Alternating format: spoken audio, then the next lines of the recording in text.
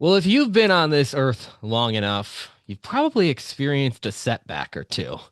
I'm Jon Goehring. This is the Limitless Leadership Lounge, joined by Coach Jim Johnson and Dr. Rehnuma Karim. Failure is a universal human experience, right? It doesn't matter what industry you're in, or if we're talking about business or personal life or everywhere in between. Failure is going to happen.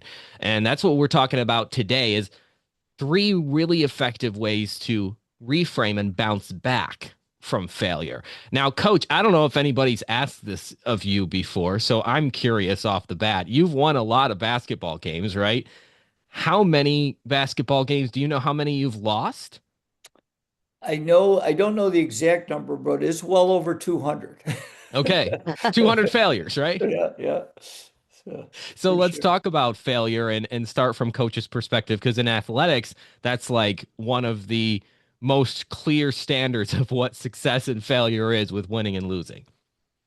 You're absolutely right, John. And I think the thing that I really want to share with people is that whether it's, sports where it's pretty simple because you have a scoreboard in most cases, or business, you got to develop your own scoreboard, or in life, like I have a daily scoreboard. But the thing is you mentioned that, I was fortunate. I was part of a lot of wins, but also, as you know, I've been part of over 200 losses. So, and one of the things that I really encourage people is you can call it an analysis, an autopsy. I've heard other things, but the bottom line is you have to evaluate when things don't go right. And I break it up into a couple things. The first thing is what didn't go right. And the evaluation in basketball would be we look at the film, we look at statistics, and then our game goals and where did we meet, when did we not meet. And then from there, after we analyze what went wrong, number two is how can we correct it? So in correcting it, okay, so let's say we didn't rebound very well. Well, then we got to go back to work and we got to implement in our next practice more emphasis on doing a better job in this case with rebounding. So we might do more blockout drills or really focus as a coach and our coaching staff of really emphasizing that during the practice. So, we always had a couple keys for each practice, and that was based a lot on what we were doing not so well. Sometimes you got to evaluate what you do well as well. But I think the important thing is diagnosing what went wrong, then how do you fix it? And then the third piece is implementing it. And I think that's the thing, the leaders that are effective consistently do that. Because I love our little metaphor, and it relates to basketball, and that's bouncing back. And, in sports, in life, and in business, you got to be ready for the next day because it keeps moving. And if you don't have a system of analyzing what went wrong, how can you correct it and then actually implement it? Then you're going to keep making the same mistakes. And I'll close with this thought. I think it was Albert Einstein, but whoever said it was that if you keep doing the same thing over and over again and you expect a different result, you've lost your mind. Oh, So yeah. you've got to really realize that if things aren't working, how do you correct it and then implement it to make it better? So true.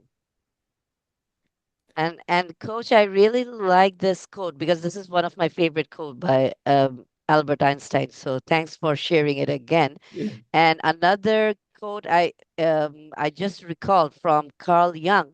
And usually failures are sometimes seen as dark places in our life. And Carl Jung mentioned that in dark places we find ourselves, and it shows a little more knowledge that lights our way. So often in those failed moment we see where we should go and where we should not go. And recently, an example from one of my family member, one of my nephew, like he came to me and said that, I have applied for 25 jobs, and there were interviews, and I'm not landing any. So I am so like upset that I'm a failure. My parents see me as a failure. I cannot do anything. So he was totally heartbroken, depressed. And I mentioned, like, what are you good at? And he said that I love research. And he's an excellent writer. And he was looking into jobs and interviews in corporate sectors, all the things that did not match with his caliber. So Mm. he's not the person to go into a corporate world, cutthroat corporate world. He's an excellent researcher. He speaks well.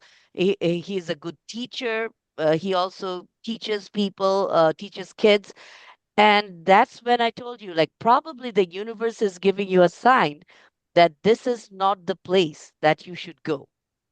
Your world is the academia, and that is when it's a light bulb moment, and he now he's starting to apply for his PhD, and he's excited, and he realized that probably those failures are the sign that he needs to go into a new direction.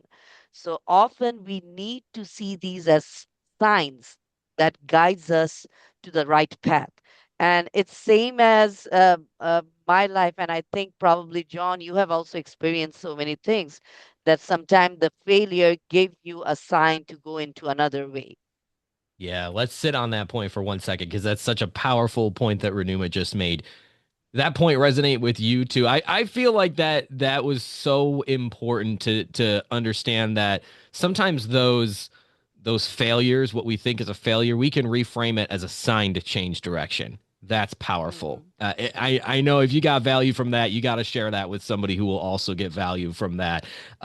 Because I know many of us go through that. We fail and we think, well, I'm just not good enough. Maybe this just isn't the right track for you. I mean, if I pursued chemistry as a career, I would have my share of failures, and soon enough, I would learn that that wasn't the right career path for me. mm, Thank goodness I didn't pursue that career. But that's so important. And the third key, as far as bouncing back from these setbacks that we have, is also seeing them as ignorance tax. I really like this because, Coach talked about not making the same mistake twice, but making a lot of mistakes once is actually necessary in a lot of areas of life. So I think about marriage, right? I'm 3.5 years in, coach is 40 something, 43. 43. He's wow. got me by 40 years.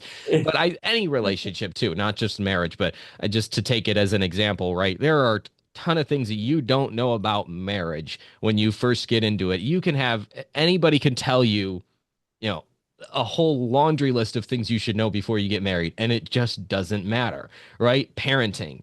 That's another thing. It's like you can read all the books about raising a child, but until you actually have that child and make those mistakes, it's just not going to matter. So failure, you could say it's failure. You could also say it's paying down ignorance tax.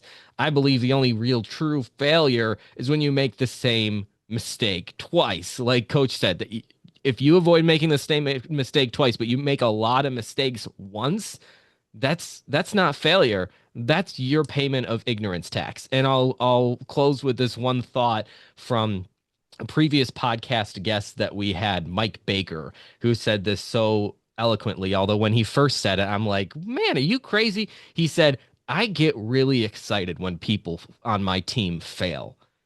And I'm going like, wait, what? You're crazy, man. What are you talking about? What kind of ego do you have? You need other people to fail to make yourself feel good. But no, that wasn't his point. His point was he sees, and he's ran a lot of big teams, he's seen more growth through failure than through any other means. So those are three really, really powerful points that we all made just that right there. I hope you share that, and I hope that that was valuable for you.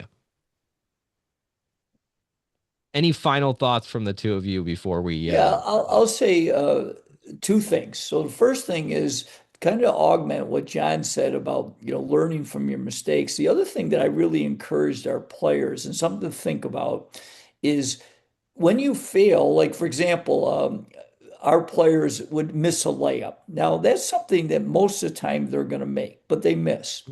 But the other thing I encourage people as you're learning from your failures is what do you have control? And the control you have is your response to it. And so one of the things I encourage people is don't make a double error. What do I mean by that? Well, going back to my basketball example, if you miss a wide open layup, I know when you didn't intentionally miss that, and in most times you're going to make that. Here's the double error. Now you're frustrated. Your response is you're not going to run back on defense, Mm, which in that case, old coach wasn't too happy with you, and you probably came out of the game. And the interesting part is the player knew he came out of the game because he didn't run back on defense. So it had nothing to do with missing the layup. But a lot of the people in the stands like, oh, coach is evil. He took him out because he missed the layup. Oh no, it's because he didn't run back on defense. So that's, I think, a really good lesson in failure is not everything you have control, and you do want to learn from your failure, but also don't augment it by making the double error. I think that's a really powerful Mm, thing. And the other thing, my second point is that Rehnuma said it, and John said, and I have a second career now as speaking, and is that be aware as you learn the highs and lows of what you're doing, is it right for you? And maybe sometimes it's time to make a change. So just something to think about as you learn, as you're going through life, that there are other options for you to be successful.